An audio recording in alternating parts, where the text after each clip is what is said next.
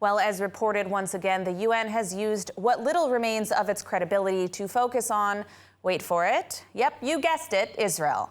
The report was riddled with inaccuracies and unfounded accusations against Israel, but in the interest of time, allow me to break it down to three of the core problems in this report. First, it puts a sovereign democratic nation-state on the same legal footing as a terrorist organization and equates the legal right to use self-defense with a barbaric, unprovoked, ISIS-style terror attack targeting civilians. Even if Israel acted wrongly, there is no legal or moral basis or equivalence between Israel and Hamas. There are no both sides because they are not part of the same equation. Every life matters, but legally, even civilian casualties are not the same as victims of terrorism. The conflation of the two is unacceptable and irresponsible, especially for a body like the UN.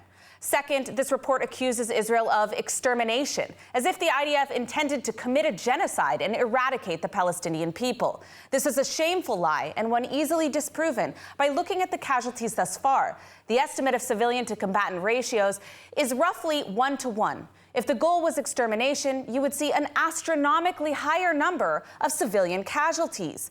Palestinian civilians are not and have not been targeted. Israeli civilians, however, were.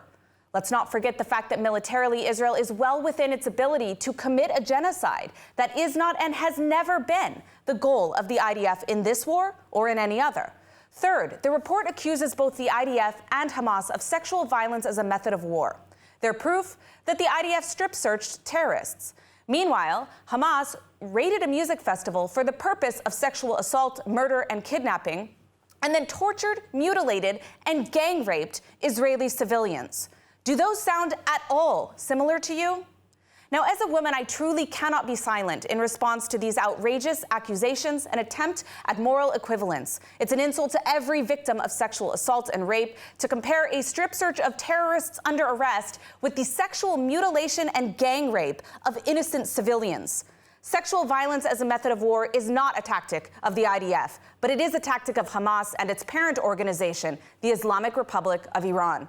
Until the United Nations is able to differentiate between legitimate self-defense and unprovoked terrorism, they should not be looked to as some sort of moral authority, as any sort of moral authority on this conflict or any other.